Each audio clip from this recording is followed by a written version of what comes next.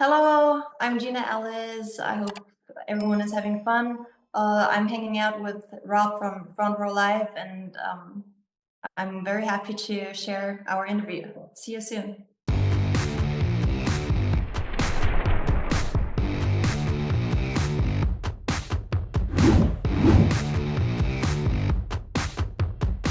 Hey Gina, how are you? I'm super excited to be talking to you. I love the fact that you have such an amazing career already, but yet now you're starting to live out a new dream, which is becoming this artist, becoming this vocalist, this singer.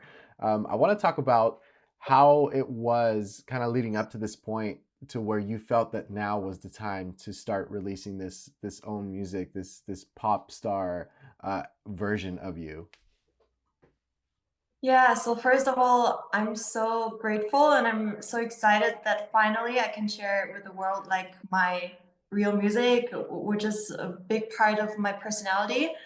And yeah, I started playing piano when I was 4, so my whole life is like always all about music.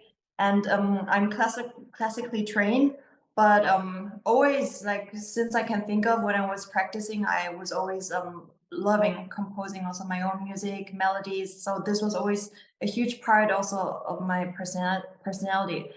And finally, I can share the music with the world. This is just everything what I was always dreaming about, and this was a dream I was always holding onto, no matter what I was doing my whole life. So now I think the time is just right, and to release the music with Republic is just the biggest dream ever that came into reality because Republic is just the the record label I was always just dreaming about and just thinking, yeah, that this is it. Like all my favorite artists are with this label, and before in the past, I was more working with the classical side of Universal. So now I'm still staying in the family, but like yeah, with Republic, which is it cannot be better. Yeah. It's really cool that you had this like Sorry. vision all your Yeah. life, even at a young age, and now you actually get to live it. When it comes to going from your classical music and writing these classical music, uh, whether it's a score or just like a performance piece, to now this new single Slo-Mo, how different was that creative process for you? Is just a total different world because uh, when I play classical music, I have to respect so much, like everything the Mhm. composer wrote. I need to be super authentic when it comes to the style of the time the composer lived in, and like so many details I need to be super respectful about. And when it comes to pop music, like the sky's the limit when it comes to your creativity. So it's you can be totally crazy and no one will tell you you're wrong or yeah, so you can just do whatever you want. And I think those two parts live both inside of me, like being like respectful to arts and to really love like the tradition of classical music, but also this really crazy part of me and being more like taking risks and just not thinking about what other people might say, just to follow my musical heart. And one day when like people listen to my music, to Slo-Mo and also to different songs, like my biggest vision and dream is just people just feel it, just vibe to the music, and this is actually what would make me the happiest. Yeah. Now, when it comes to the creative process of the single Slow-Mo, did you actively know that you were writing the song, or were you just in the session or just writing at home and it kind of evolved on its own? Yeah, so mostly when I write music, I always start with the harmonies. And since I play piano a lot, like there's so many melodies and harmonies in my mind. It's like never ending. Yeah. So Mm. the harmonies of Slo-Mo actually they happened a few years ago already. Yeah. So they were always on my mind. And then I went to into the studio with Dan Glazer and Noemi Legrand. They're really super talented artists and producers. So it's just the three of us, and I was just presenting some harmonies. And we thought like these harmonies could be a vibe, could be really cool to make more like a little bit sultry R&B-ish and more chill, that kind of song. And then everything just happened in the moment, yeah. And this is for me the most precious thing because on a intellectual and like spiritual kind of way, you really connect to people in the studio. And this is really the most fun part for me because when I play piano and classical music, I'm mostly on my own for hours and hours, for years and years, just being in my zone. But when I go into the studio, sometimes like most of the time before I didn't even know the people, but when you come together and you just vibe and you just do some improvisations, like right away you can connect in a very direct way. And this is what I love about music. Like you can in a very direct way connect on a spiritual way, on a musical way. It's just so much fun, and this is what I want to do. This is all I want to do. Mm.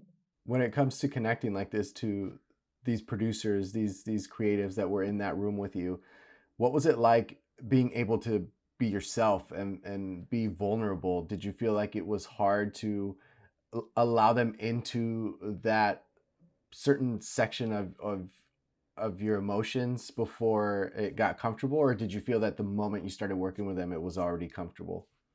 It's so freeing and so comfortable actually to be vulnerable because when you're playing classical music, you always need to be like super like always strive for perfection. You Yeah. cannot do mistakes. Everything needs to be so on point. But when you work with those amazing producers and songwriters in one room, you can just show your like vulnerable side of yourself, and you can show your not perfect. You can show your dark side, like everything what is part of yourself. You can just show it, and you feel very understood. Yeah, so you can really identify with other people and also just feel like, oh, I'm not the only person feeling like this. So this is so, yeah, it's just amazing because I think it's very human, like to have these kind of emotions and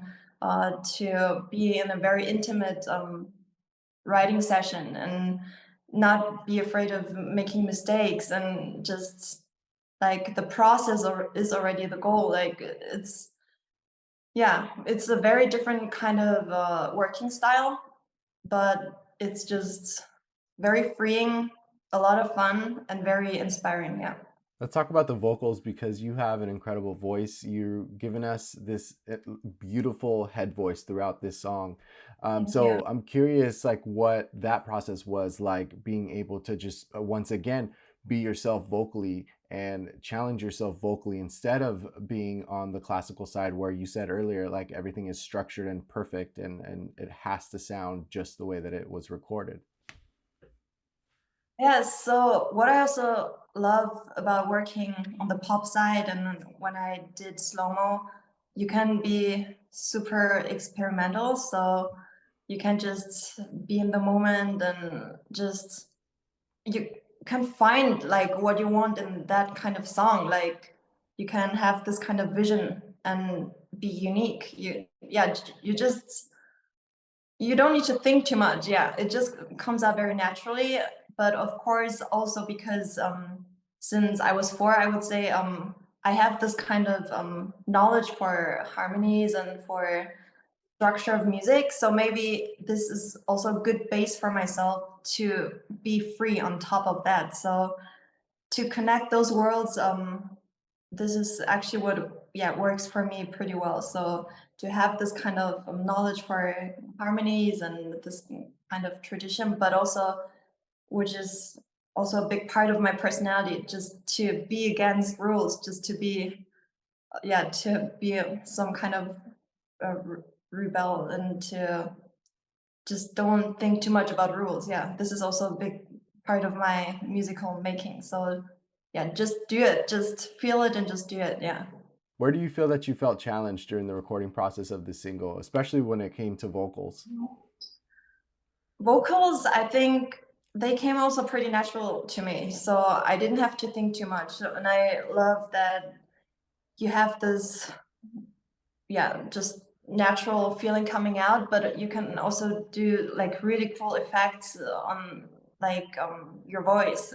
This was really also a little bit new to me, just to be in the moment and have this idea, that idea, and it just comes out of the moment. Yeah, you don't need to prepare like for years and years, and then you're on stage and you just present what you did. Yeah, what you practice for like hours your whole life. It's just a different world. It's more in the moment, and you can just have millions of ideas, but also you need to make your decision like very selected, because yeah, it's, I think the art is, you have millions of ideas and of choices, but you need to make the right choices for your sound. So this is maybe a challenge, I'd say, just to find your own taste, not too much, not too little. And yeah, because when I worked with Dan, I also saw like he's really a maestro. Like some, I would say, like in a concert, like the person conducting the maestro needs to have like every instrument in his mind, and the timing, everything. But I think someone like Dan is also a big maestro to me. He has so many choices and so many uh, instrumentals and effects in his mind and in his system, but he needs to make the right, like the right balance. So it's really just so much fun and a big honor to work with these kind of people. Mm. It almost makes me feel like when you first went into the studio to record this song, it makes me feel like when you're a child and your parents just say you're free to do whatever you want. There's no rules. Yes, I love it. Yeah. Were you hesitant at first when you first started to work on this song because there were no rules and you're so used to this structure all your life? I was just thinking finally, because there was always this kind of rebellious side of me, yeah, and musically, and also when you're classical trained, you're like growing up in a pretty strict environment, Mm. and it's good that you learn to be like to be strict on yourself, to be consistent, to have discipline, and then on top of that, just to find somehow your freedom in your music. But when you go into the studio, you just throw away all of this. You just do what you want, and this is just, yeah, I cannot say how much fun it is. Yeah, because this is everything what I wanted to do for years and years, and I was always holding onto this dream, and sometimes, yeah, I was never giving up on it, but the timing needs to be right. Yeah, so I was performing for years on stages all over the world. I was doing a lot of entertainment shows in Asia, and I was doing a lot, yeah, but the timing, like the destiny for it needs to be right. So I think, yeah, somehow, I think now is the time, yeah. While you were doing your classical music, were there any maybe pop artists that you were listening to that really inspired you or kind of motivated you to get to this point even sooner or even more than you wanted before?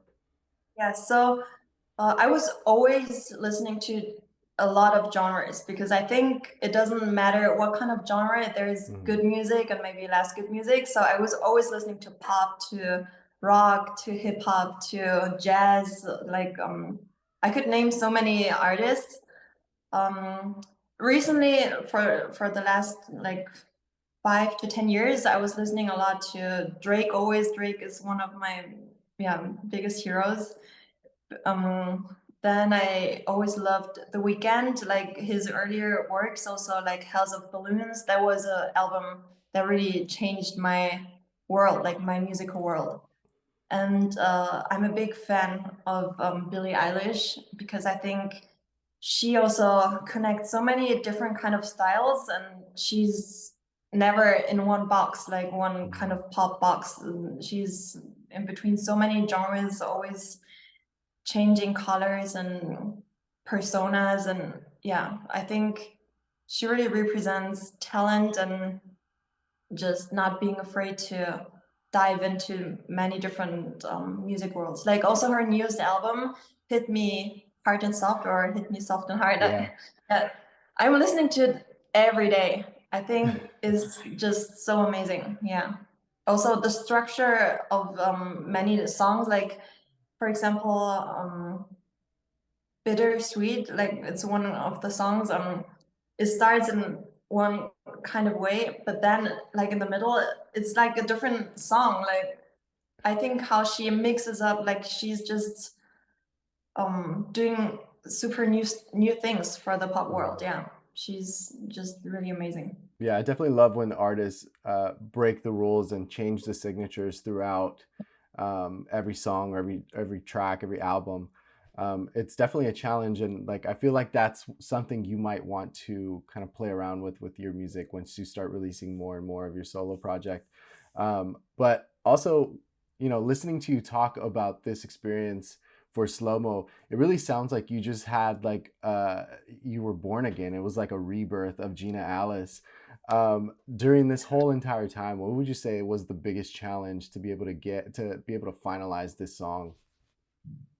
I think the biggest challenge is actually not myself. Sometimes I feel like the biggest challenge is to like not to convince but to show people, because there are so many people who are like having doubts, like, oh, Yeah. someone who's from the classical world, why she's doing that. Like sometimes I think that is a bigger challenge for me. I think the music part is so natural to me. I don't even need to think about it. But when I think about some people who are more used to think in boxes, and when you do this, you stay in this box your whole life.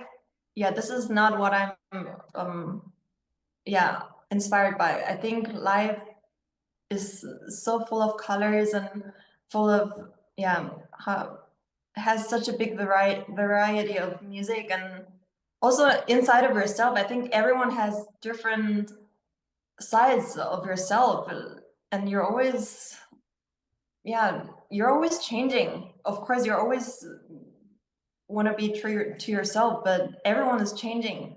So I just want to show, and I want to represent that anything is possible, and just do what you can. You're like, just do what you want to do. Yeah, it sounds easy. Yeah, but just I think in that way you won't have regrets. Yeah. Mm. Mm. Amazing. Well, I'm very excited to hear what else you have been working on, and in the meantime, thank you so much for taking the time to speak with me. Yeah. I'm looking forward to more from you. Enjoy this incredible moment of being able to live this dream and just kind of like reliving a new experience in the music world. Gina, thank you so much for hanging out. I'm looking forward to doing this again soon. Thank you, Rob. Yeah.